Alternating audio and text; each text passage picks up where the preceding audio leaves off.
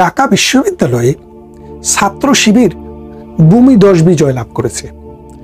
ছাত্র শিবির যেখানে 14,000-এর উপরে ভোট পেয়েছে, সেখানে বিএনপি প্রার্থী 6,000-এরও নিচে ভোট পেয়েছে, 5,000-এর চেয়ে একটু বেশি। তাহলে আপনি যদি চিন্তা ভাবনা করে দেখেন যে একজন প্রার্থীর সাথে আরেকজন পরাজিত প্রার্থীর ভোটের ব্যবধান হচ্ছে 9,000, অর্থাৎ তিনি অর্ধেক ভোটও পাননি। 1/3 বা আড়াই গুণেরও বেশি ভোট পেয়েছেন বিজিত প্রার্থী, আর পরাজিত প্রার্থী পেয়েছেন 5,000 ভোট। এখানে সবচেয়ে বড় যে বিষয়টি, বাংলাদেশ আওয়ামী লীগের ছাত্র সংগঠন যে ছাত্রলীগ, সেই সংগঠনটি কিন্তু এবারে নির্বাচন করতে পারেনি। নির্বাচনে তারা নিষিদ্ধ ছিল, তারা নির্বাচন করতে পারেনি। এবং ট্রেডিশনালি সংখ্যালঘু সম্প্রদায়ের মানুষ আওয়ামী লীগকে ভোট দেয়। সেই আওয়ামী লীগকে যারা ভোট দেয় তারা বেশিরভাগ থাকে হলো সংখ্যালঘু সম্প্রদায়ের, বিশেষ করে হিন্দু, বৌদ্ধ, খ্রিস্টান যারা আছে, তাদের জন্য একটি বিশেষ হল আছে, সেটি হলো জগন্নাথ হল। সেই জগন্নাথ হলে শিবিরের প্রার্থী পেয়েছে মাত্র 8 ভোট বিপি প্রার্থী, আর বিএনপির প্রার্থী পেয়েছে 1276 ভোট। উমামা ফাতেমা পেয়েছে 300-এর উপরে ভোট বা 500-এর মতো ভোট। এখন আপনারা একটা জিনিস হিসেব করে দেখেন, বিএনপি যেভাবে ঢালাওভাবে বলছে যে সব আওয়ামী লীগ শিবিরকে ভোট দিয়েছে, বিষয়টা হয়তো এরকম না। বিশেষ করে সংখ্যালঘু সম্প্রদায়ের লোকেরা কোনোভাবেই ধর্মভিত্তিক, ইসলাম ধর্মভিত্তিক রাজনৈতিক দলকে অ্যাকসেপ্ট করতে পারেনি, যার কারণে তারা দেয়নি। কিন্তু অন্য যারা আছে, অন্যান্য হলে জসিমউদ্দিন হল, সলিমুল্লাহ হল, SM হল, মহসিন হল, রহমান হল, সূর্য সেন হল, অমর একুশে হল, রোকেয়া হল, শামসুন্নাহার হল, এইসব হলে যারা আছে তাদের ভোট কিন্তু 70 ভাগ কাস্ট হয়েছে। এই 70 ভাগ কাস্ট হওয়া ভোটের মধ্যে বিএনপি এইরকম ভাবে ন্যাক্কারজনক একটা পরাজয় লাভ করেছে। এর কারণটা কি? এর কারণটা কিন্তু আমি দেখি দুইটা। প্রথম কারণটা হচ্ছে বাংলাদেশে আগস্ট পরবর্তী সময়ে বাংলাদেশে যে মব হয়েছে, এই মবের নেতৃত্বে কারা ছিল, অর্থাৎ মব সন্ত্রাস যে হয়েছে এই নেতৃত্বে কারা ছিল, এক। দ্বিতীয় হচ্ছে যে মিথ্যা মামলা, এই মিথ্যা মামলাগুলা কারা দিয়েছে? নাঙ্গলকোট থানায় আমার বাড়ি, ওই নাঙ্গলকোটে টোটাল 54টা মামলা হয়েছে। এই 54টা মামলার মধ্যে জামাত শিবিরের পক্ষ থেকে বা ঘরানার মানুষেরা করেছে 3টি মামলা, আর 51টি মামলা করেছে বিএনপি ঘরানার লোক। সবগুলো এক্সিকিউটেড হয় নাই, বেশিরভাগ, অনেকগুলা মামলা বেশিরভাগই করছে ছাত্র দলের লোক, যুব দলের লোক, বিএনপির লোক, অর্থাৎ বিএনপির সাথে যাদের সম্পর্ক আছে বা বিএনপি ঘরানার লোক। এখন আমার নাঙ্গলকোটের যেই সব ছেলেপেলেরা আওয়ামী লীগ ঘরানার মানুষ, তাদের পিতাকে মামলা দিয়া, মিথ্যা মামলা দিয়া 5 লাখ, 7 লাখ, 3 লাখ, 2 লাখ টাকা করে যারা উসুল করছে, আমার নাঙ্গলকোটে যেই সব পরিবারের ছেলে বিশ্ববিদ্যালয়ে পড়ে, তাদের পিতা মাতা দৌড়াইয়া বেড়াচ্ছে, ঈদে ঘরে আসতে পারতেছে না। কাদের জন্য? ওই বিএনপিদের জন্য। তাহলে তারা কি তাদের ছেলেকে ফোন দিয়া বলবে, মেয়েকে ফোন দিয়া বলবে, বাবারে বিএনপিকে একটা ভোট দেয় শিবিরকে ঠেকানোর জন্য? কেন বলবে? যে জায়গায় শিবির বা জামাতে ইসলামী যে আপনাকে নির্যাতন করছে না। দেখেন নুরুল হুদার গলায় কারা এই জুতার মালা পরিয়েছে? আপনারা জানেন নিশ্চয়ই। নুরুল হুদার গলায় বিএনপির লোকেরা জুতার মালা পরিয়েছে।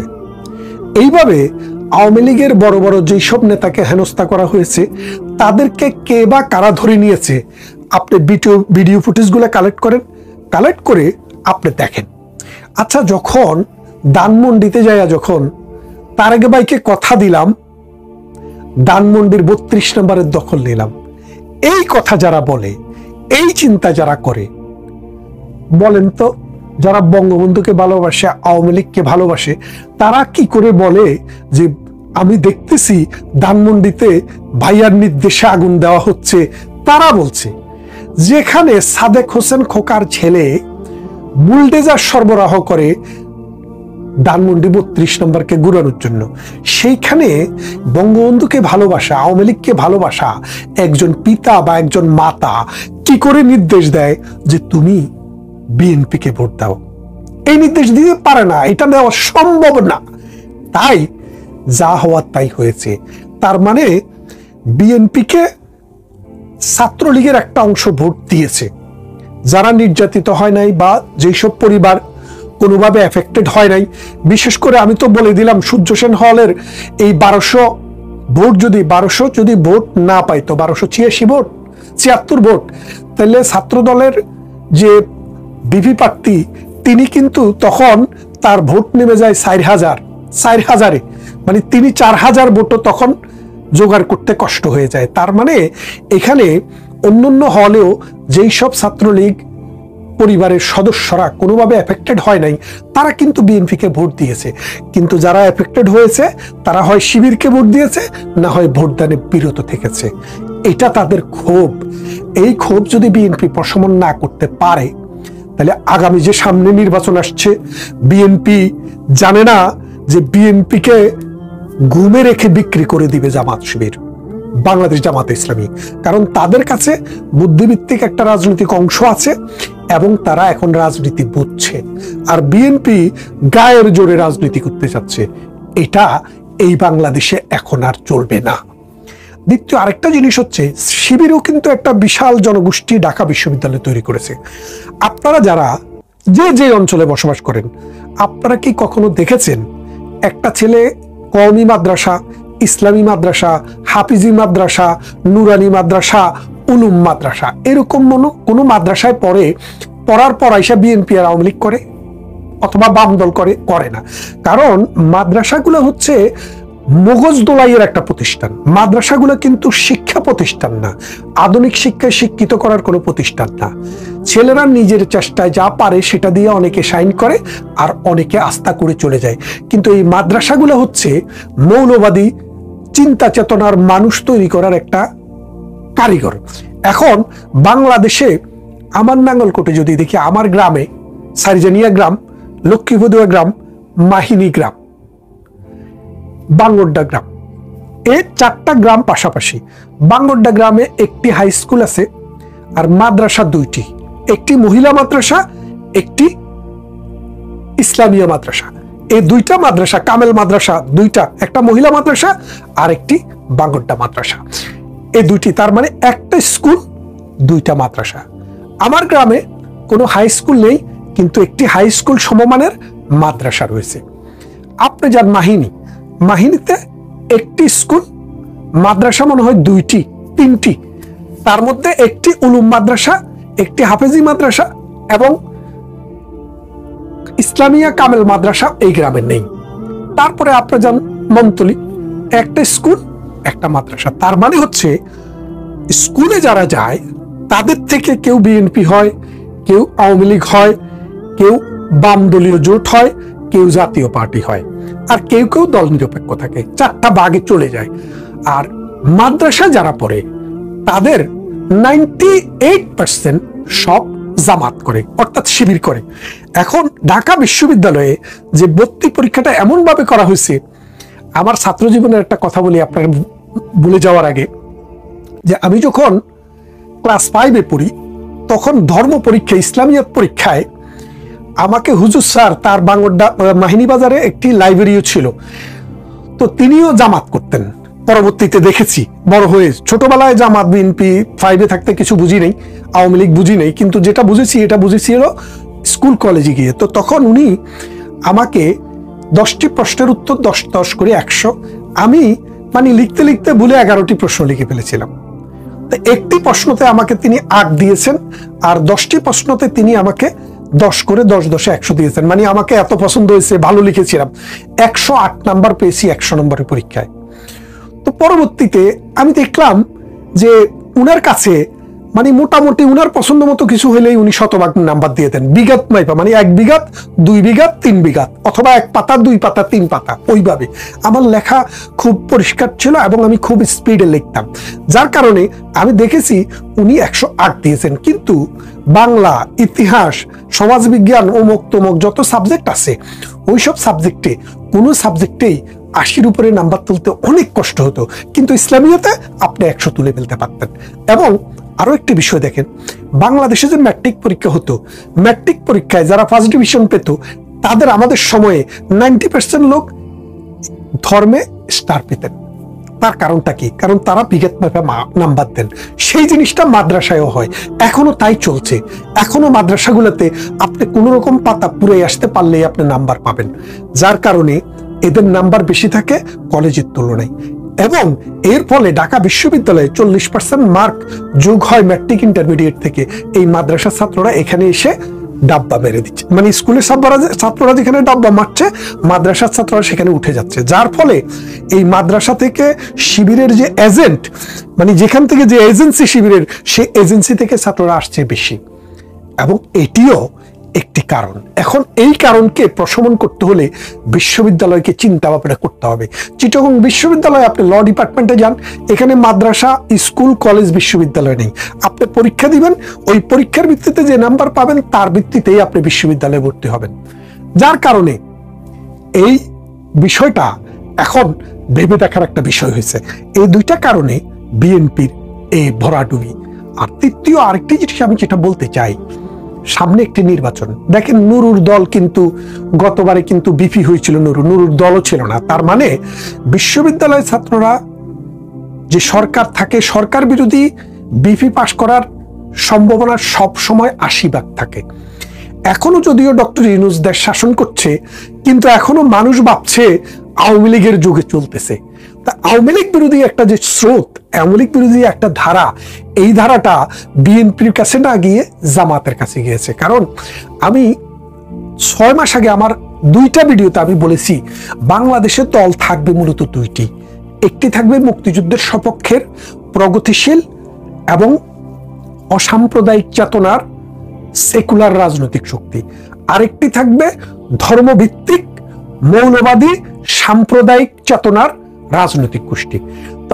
আগে 1975 পরবর্তী সময়ে ওই শক্তিটার প্রথমে নেতৃত্ব দিয়েছিলেন জিয়াউর রহমান, পরবর্তীতে সেই নেতৃত্বটা চলে গেছিল এরশাদের কাছে। এরশাদের কাছ থেকে আবার খালেদা জিয়ার হাত ধরে, তারেক জিয়ার হাত ধরে ছিল। এখন সেটি 5 আগস্টের পর 2024 সালে সেই দায়িত্বটি, সেই ক্ষমতাটি তারেক রহমান ধরে রাখতে পারেননি। সেই ক্ষমতাটি চলে গেছে এই জামাতের কাছে। তাহলে এখন আওয়ামী লীগ থাকুক বা না থাকুক, এই দেশের রাজনৈতিক শক্তি এখন 2টি, একটি আওয়ামী লীগ, একটি এন্টি আওয়ামী লীগ। এই এন্টি আওয়ামী লীগকে নেতৃত্ব দিচ্ছে এখন জামাতে ইসলামী। সুতরাং ভবিষ্যৎ রাজনীতিতে বিএনপিকে সিদ্ধান্ত নিতে হবে, তারা মুক্তিযুদ্ধের সপক্ষের যেই দায়িত্বটা আওয়ামী লীগ পালন করত, প্রগতিশীল অসাম্প্রদায়িক চেতনার যে দায়িত্বটা আওয়ামী লীগ পালন করত, আওয়ামী লীগের অ্যাবসেন্সে তারা যদি সেই পতাকাটা ধরতে পারে, আওয়ামী লীগের মানুষেরও তার পিছনে এসে দাঁড়াবে। আর তার লোক তো আছেই, নিরীহ মানুষে এসে দাঁড়াবে। আর যদি তা না করতে পারে, 1 চিমটি লবণ, 1 গ্লাস পানি, একটুকু চিনি দিয়ে আপনি যদি অরাল স্যালাইন করতে চান, সেটা মাত্র পেটে অসুখ হইলে মানুষ খায়, নাইলে খায় না। তা আপনি এখন বাংলাদেশের ডায়রিয়া হয়ে গেছে এই কথা মনে করে বসে থাকলে হবে না।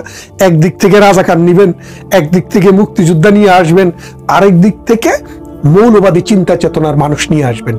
এই করে বাংলাদেশে এখন রাজনীতি চলবে না। আপনাকে দাঁড়াতে হবে, হয় আমি মৌলবাদ 1971 বিরোধী, আর না হয় আমি অসাম্প্রদায়িক চেতনার 1971 সালের অসাম্প্রদায়িক চেতনার যে মুক্তিযুদ্ধ, সেই চেতনার মানুষ। এই দুটার বাইরে বাংলাদেশে আর কিছু থাকবে না, এবং এটা থাকা সম্ভব না। আপনি যদি দেখেন পৃথিবীর উন্নত দেশগুলোতে, আমেরিকা যান, ব্রিটেনে যান, এরপরে শত শত বছর পরে এটার একটা পরিবর্তন আসে। সেই পরিবর্তন বাংলাদেশে আসার জন্য এখনো শুরুই হয়নি। সেই পরিবর্তন বাংলাদেশে হয়তো 2050 সাল 60 সালে আসবে। কিন্তু এখন যে পরিবর্তনটা দরকার, সেটা হচ্ছে 2 ধারার রাজনীতি। এই 2 ধারায় বিএনপি কি জামাতের অংশ হবে, নাকি বিএনপি ইন্ডিপেন্ডেন্টলি মুক্তিযুদ্ধ, অসাম্প্রদায়িক চেতনা এবং প্রগতিশীল শিক্ষার বাহনকে ধারণ করবে? এই দুটার একটা জায়গায় যদি বিএনপি না যেতে পারে, তাহলে আগামী নির্বাচনে বিএনপির ভরাডুবি কেউ থামাতে পারবে না। বিএনপিকে এখন বুঝতে হবে, এই বাংলাদেশে আপনি দেখেন, এই যে একটি হলের কথা বললাম, জগন্নাথ হল, সেখানে 1200 ভোট পেয়েছে বিএনপির প্রার্থী, 1276 ভোট। এই 1276 ভোট, 1276টা পরিবার, হিন্দু পরিবার বিএনপি করে না। এখানে আওয়ামী লীগ সংখ্যাগরিষ্ঠ, মানে 100টার মধ্যে 90টা ভোট আওয়ামী লীগ পায় সবসময়। কিন্তু এবারে কেন বিএনপি পেল না? কারণ বিএনপি এই সংখ্যালঘু সম্প্রদায়কে, এই আওয়ামী লীগের মানুষদেরকে, এই প্রগতিশীল মানুষদেরকে এই নিশ্চয়তা দিতে পারেনি যে আমরা যা করব আইনের ভিত্তিতে করব, আমরা মব করব না, আমরা 32 নম্বরে বুলডেজার চালাবো না, আমরা আওয়ামী লীগের মানুষদেরকে অবিচার নির্যাতন করে মিথ্যা মামলায় প্রতিহিংসা চরিতার্থ করবে না। এই কথাটা যদি বিএনপি, এই আশ্বাসটা যদি বিএনপি এই এখন সেপ্টেম্বর, অক্টোবর, নভেম্বর, ডিসেম্বর, জানুয়ারির মধ্যে মানুষকে দিতে না পারে, তাহলে আগামী নির্বাচনে বিএনপির পরাজয় ঠেকানোর এমন কোনো শক্তি বাংলাদেশে নাই। তাই আসুন বিএনপিকে অনুরোধ করি, আপনারা এই কুল রাখি না শ্যাম রাখি এই জায়গায় না গিয়ে একটা কনফারেন্স করে আপনাদের অবস্থানটা ক্লিয়ার করেন। আপনার এই ঠেলা বাহিনী, আপনার এই গুন্ডা বাহিনী যারা চাঁদাবাজি, সন্ত্রাসী, মব এগুলো তৈরি করছে, মামলা বাণিজ্য করছে, পুলিশ স্টেশন দখল করতেছে, তারপরে টিচারদেরকে পিটিয়ে মানে ফোর্স থেকে নামাচ্ছে, এগুলা বন্ধ করেন। এগুলা বন্ধ করে আসেন। আওয়ামী লীগ যেহেতু নেই, এই ঐতিহাসিক সুযোগটা আপনারা নেন। আওয়ামী লীগের অ্যাবসেন্সে এই সুযোগটা আপনারা নেন। আর আপনারা যদি নিতে না পারেন, অন্ধ হলে প্রলয় বন্ধ থাকে না। মনে রেখেন, এই প্রলয় আপনাদেরকে শেষ করে দেবে।